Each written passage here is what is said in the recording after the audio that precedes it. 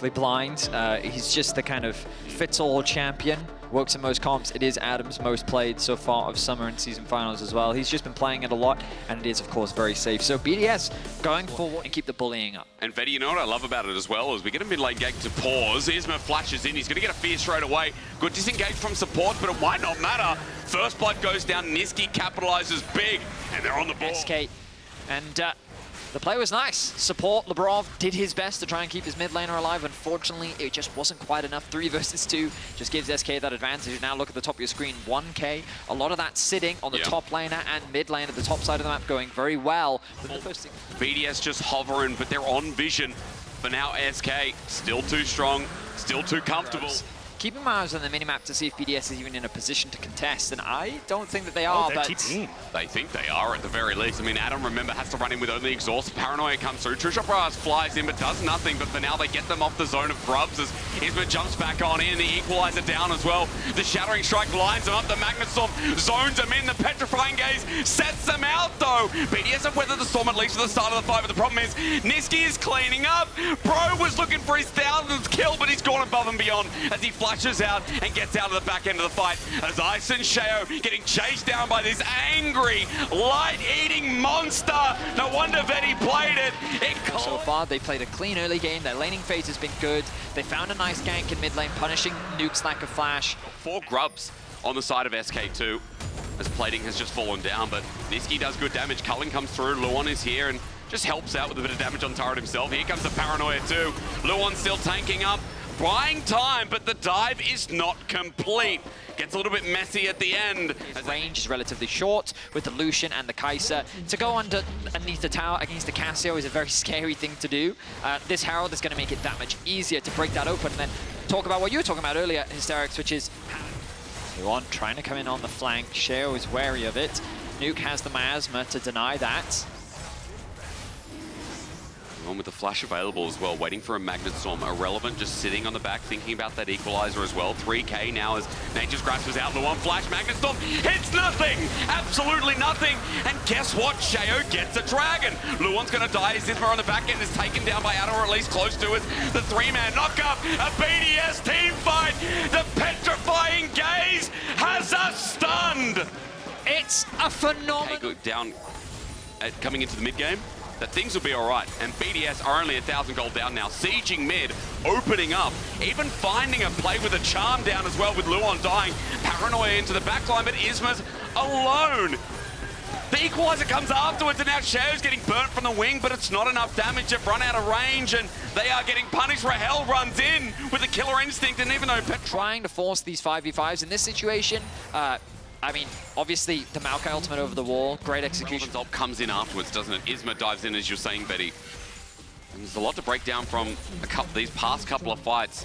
Giving this many Infernal Dragons over to the enemy team. They do like stats, especially on that Ezreal, on that Cassiopeia. As you guys were saying, SK gonna isolate top. At least getting the inner turret is a trade, a gold trade at that, but right now, we're looking towards a Baron sitting there and waiting. Siege a lot better. Not just because of Maokai, but again, I guess it helps when you have a little bit more. See nothing. Absolutely nothing. I mean, Luon will be first to charge in. Now the blue ward's there. Paranoia, as you said so rightfully, Dagda turns off the lights. Nature's Grasp zones out again. He's trying to fly on in, looking for the steal, but he's rooted midway. Ain't no steal with a smite in play as BDS lock it down, but Nuke already dying. Shows that SK might have something in the fight, but they're poked out. The range too much. But ultimately, the Baron dropping means another tower falls. And especially with a minute until Dragon, you get to reset. Again, it's kind of BDS's playground here. SK need to find that pick. SK lose this fight, that could be game. Boy. BDS can just run down mid. Noxious Blast slows it down. Paranoia there as well. Trishopras misses this time as Luon gets a Shattering Strike, but the Nature's Grasp again tries to find a target, but it's enough to zone away. The power of Maokai, ladies and gentlemen, is again shown. Yeah, it was so risky for SK, because if they actually lose this fight, there's a wave in mid, BDS can run it down and in, but now Niski might be dead. Twisted Advance is a lock on, he's charmed up, easy again, equalizer. Turns it around though as BDS start burning down, but not before they get the kill. Rahel has to flash away because Ice is turning and burning his own. That feels like a real rumble as Adam gets soloed. How? What? Kazante! Again! And that's three members. Oh. 3 members only end up dropping, but that's going to be enough with the Baron. And BDS is back. They set their sights on the base, and they're looking to secure game 1. What a turn of events. I mean, it's been a strange game, hasn't it? Because SK's dominance in the early game, we were talking them up for the first 15 minutes, but all it took was a classic BDS fight, a classic BDS turn. Knowing their comp well, and I think, again, playing their comp damn well, too, as SK getting aggressed on for their Nexus turrets. I'm not sure if it's going to end here, but at least with mid turret being harassed, too. They'll have double inhibitor down. Irrelevant and Rahel will respawn, but this game feels very much in the bin, much like it has for the past 15. It is Carmine Core, or if it's BDS, they're going to struggle to close out when they get these early leads. Zach, I don't know if they'll like you for that. They are Swiss as we go for Luan on the backside, and there's a good lockdown at least set up this time, but who's going to get on in? Rahel's exhausted immediately in BDS. It just feels like there's not enough damage to contend with them right now. Irrelevant burns, cooks, but that guy's going in the bin. You do not eat burnt toast, and BDS know it. Game 1's going to end with a triple kill going over to Ice. And it might not be the hyper carry, but I still see a true carry on the 80 carry once again for BDS in game 1. Ice looks spectacular. BDS having a phenomenal comeback fight, and they will take game number 1 from SK. I mean, BDS, they don't do anything. The player in solo queue, so definitely used to playing these range top matchups, even if we haven't seen on the main stage yet.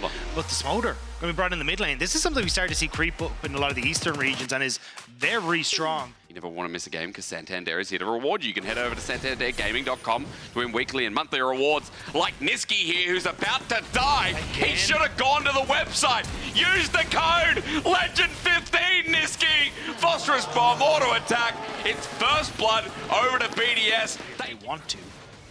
Takes us another Phosphorus Bomb, doesn't it? And Niski, even though I believe there was a level up there, Shayo's damage should be enough. The wave just out of range of the turret to start things off. Nuke waiting, there it is anyway. Phosphorus Bomb out of range, the Valkyrie in, and Nuke with a couple of autos. Shayo tanks it up, Nuke with one more. Isma, Flash Buckler, come on! A Flash Poppy slap! And Isma gets the trade. The first Cassiopeia top. That's crazy, no? I mean, we have seen Cassio top like what? Season 4, Season 5 as Smolder mid. It's only recent. Niski has to get away and he flaps again, but BDS seem like they're running through. You don't want to be biased. Well, guess what? You can support your favorite team. Yes, but Fanatics 1 looks very close to McDonald's. I don't know if anyone looks at that and thinks, why does that look slightly like a McDonald's hat? They did that on the, surely they did that on the. I'm just going to bring up the Irrelevant. Is he in danger of a dive here? You can see that the matchup is starting to go very favorably. Good damage from Shayo, or rather on the other end, but Irrelevant gets tagged up with the ult and trying to get out of the turret ranges. Adam at half HP, he's burning down though, and Petrifying Gaze looked away from BDS.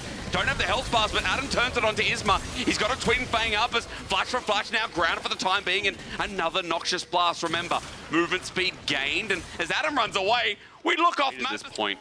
For BDS, it's not just mid, is it? Gents, it's also top with Irrelevant now in a bit of trouble as well. He's going to get flailed up, Arctic Assault and permafrosted down, and Adam is just Fang after Fang after Fang. Feels like he doesn't have an easy time of getting on top of. Soul Flare up and available. Yes, it is. I mean, here comes the Dragon as well, but Nuke's AoE damage pulls him back a bit. Shayo takes a while to die. There's Mum! But Shayo walking away. One more auto. It's not until Isma gets the buckler flying. Unlocking Luan to move from that bottom side, but Rael's just coming in tow every time because they keep catching Shayo in this river. And while grubs are being taken after the pick as well, it gives me time to kind of reconnect with what's so exciting about this matchup. I know coming in, we talked a lot about top on the desk as well. I want to bring it back to where we are on the bot side. On the bot side, and Rahel and Niski. He's deep. He has to press E. Straight away, the flash comes out as well. To Luan, he wants a hand, but Ice won't let him get away. No. A kill over to the 80 carry. When we're talking about the matchup, it's big as Adam might be caught out. He has to flash away. Isma with his kills big, but Petrifying Gaze buys him time, but not enough. Irrelevant looking to burn him down, but can he give the kill over?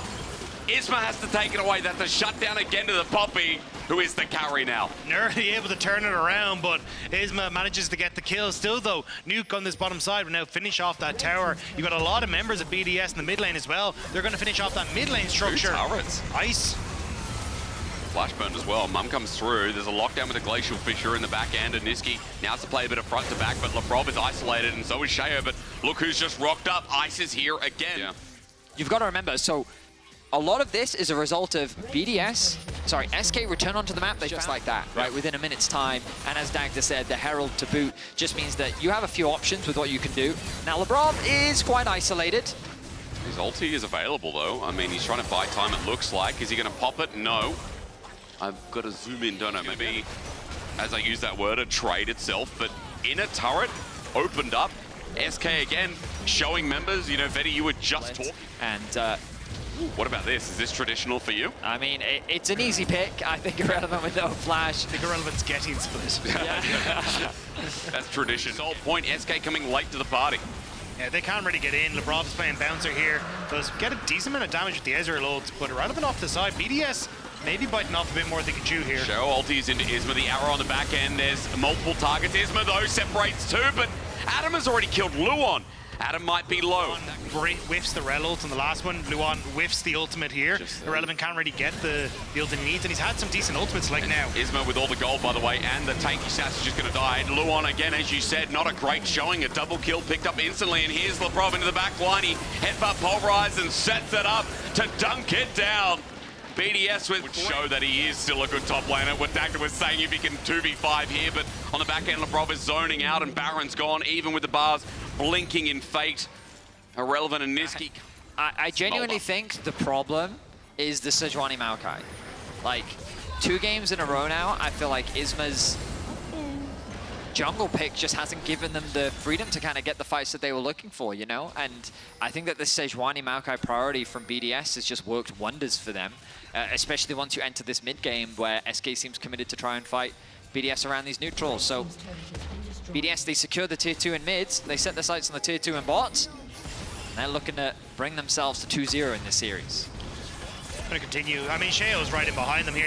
SK are completely split. Solar Flare used onto Adam and sets up with the equalizer. At least this time it lands. But as you said, SK in 2 different places. BDS, you could say the same as Adam has the flashback, but the reposition is just fine. He hits Conqueror, and I think he was reaching out to Vedius the other day.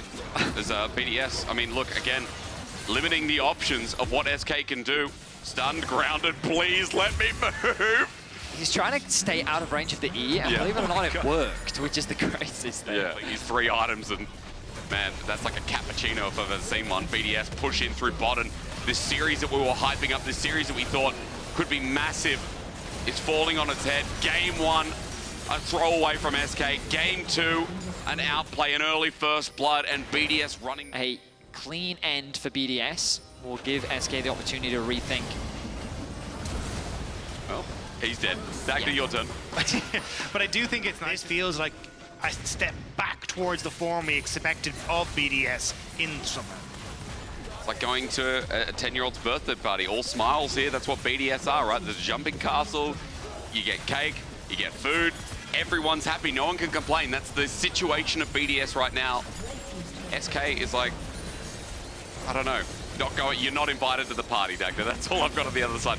But it's not you personally, because I would always invite you. As the arrow flies through, Niski tagged out in the back end, and again, Petrifying Gaze just locks him in place. He can't do anything. Zenith Blade was dodged by Adam, who is slithering his way through the fight. Yes, he's poked out. Yes, he's close to dying, but the Archangels shields him up. BDS getting low, but Adam's ready to TP and go, go, go. SK, what have you got for the rest of this series? Because our first place team in the regular season of summer is getting destroyed, pulled apart, torn to pieces, and BDS on a run, ready to face the winner of GX and G2. That's how this series feels, as we got a match point with a very unlocked BDS. They're going to have some fun with SK. They're going to pick them apart on the Nexus, but that will be a very clean... We better start, because Lulu just got locked in. But yeah, I really like it. I mean, it sets up Zeri incredibly well, but just the ease of accessing an exhaust on her, then also... Looks at them menacingly. He can just... Ooh. Okay, he's just here. He's walking up. He just took it. Nuke just got a kill on the back end. Rahel gets not. What? SK just let Sheo walk up.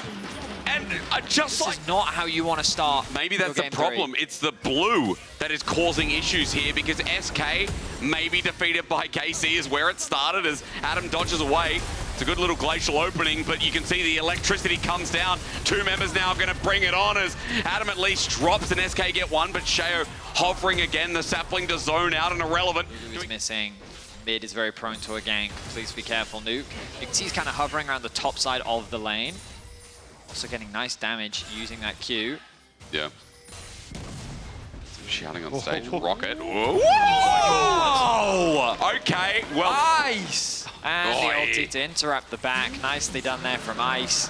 Leveraging the ultimate, knowing that there's probably going to be a window where Now still being able to go back and bring out things like the Cassiopeia in mid lane and have some of these pocket picks. He has really taken a massive step up, and BDS as a whole have kind of rallied around that, because when you have that strong of a mid laner, it becomes so much easier to dictate the pace of the match. And I especially think when Adam was having some downtime and like Adam was a bit controversial at the time, right? As need to pause because Labrov is just coming in to say howdy. Ismet gets on out, at least getting 2 grubs. 1 will go to BDS, but that'll be it for the game. But back on the topic is, you know, at least having that step up. Herald started off for them, and BDS are now coming in second fiddle. They did get the push. TP in behind. Yeah, that TP behind is what I'm looking at. Sheo jumps on in, and he steals it again! Just walked up, bro loves going in for a quick take as Niski just dies at the back end. Irrelevant, isolated. SK in these team fights. They're like the John Travolta meme. What is happening? Nuke gonna get exhausted. He has to flash away, and Irrelevant, to his credit, he's trying to make something work this game, but Adam cleans him up on the end. Hell was getting completely zoned away by Ice the entire time that fight was happening, and then Ice is just able to join the rest of his team as Adam comes in as well to cover that top lane play from SK. So Nuke is now to get on towards the bottom side. You already had Ice who was pushing in the mid lane as well. So it's just so low. Ice is going to secure it. And it's just a repeat of what we saw in the previous game. Dies, SK tried desperately again to make a play into the top side, but Labrov in position to cover. Nuke could TP if he wants to, but I think BDS... I mean, Adam, great sidestep in the meantime, though, and he's waiting for the slicing Maelstrom, pops it, but there won't be enough only to buy time. He shuts down, or rather, Rahel gets it. Labrov now isolated while Dragon goes down, and he tries to buy time too, but with the Herald out, he's going to make an escape and get on out of there. Go on, my son. And they're even going to try and dive bot. Niski gets zoned away. Labrov is on a magical journey, but he ain't playing Bard. He navigates He ends up getting killed by Labrov as well. He brings it mid. They secure another tower. It gets the charge back. Wait. He's going again. Oh my goodness. It's a disaster. It's a complete disaster. Unfortunately, they just haven't been able to. Has been that mid game where they struggle, but Labrov might struggle here as well. Yeah, he might indeed. He pops the ulti. Nature's Grass comes out, but look at the angle on it as well. Cleanse has to be burned immediately. This turn is looking dangerous as Isma gives an excitement over to Ice. In there with a flash, Emperor's Divide. Health bar's going down, but you said it. Adam now spotted out on a ward, but his angle is just as... Labrov is also coming in. Now onto BDS. There's the knockup for Rahel and Luon. It's great, but Adam shocks him in awe again, but in the pit, Sheo is just trying to take the Baron. He eventually knocks it down, fails his flash. And for SK, I mean, that's a huge wallet diff. But a small glimmer of hope. Flash headbutt, pulverize. Niski gets the wild growth, but flashes over the wall. But Nature's Grasp again zones them out. And look, they get a free target onto Isma. His team was locked in place. Irrelevant running for his life as the rest of SK are now getting collapsed on. And when we saw a fumble around Baron, BDS weren't going to give any more free skin over to SK. The rocket lines them up. Adam sends them out. And the zap threatens him through. A new bot lane from Korea. Ain't enough for Ice and Labrov, who've been doing it this series anymore. A Proto Bell pop shot from Adam sets up Ice for the chase down, and as cool as Ice, BDS will finish out this series. It has been a stomp from BDS. And with one swift move, BDS to clean up the Nexus turret. The death timers are still too low, but it still feels like this game. On who? I mean, Labrov is searching for him. Sho's going to find him first, and the rest of SK are going to have to come to the play because Irrelevant's got no way out, no way in, and Ice on the back end as well starts zoning them off. You can see, excuse me, this ain't a squishy Cassante. Nature's Grasp for the rest of them. Nuke is going to take him down, and Adam on the back end pummels him into the ground. Getting excited is Ice as Isma gets tagged off the back end, and BDS, They're just taking free kills at this point. They see $5 on the ground, they pick it up. Another 10, it keeps lining up. Their luck will continue to thrive as the TP in, the flash out for the culling. Rahel at 1 HP, gives the final nail in. SK, it's a disappointing end to the year. And as soon as they debut in season finals, their road is cut in an instant. But BDS are paving their way. Brick by brick by brick, BDS are returning to form.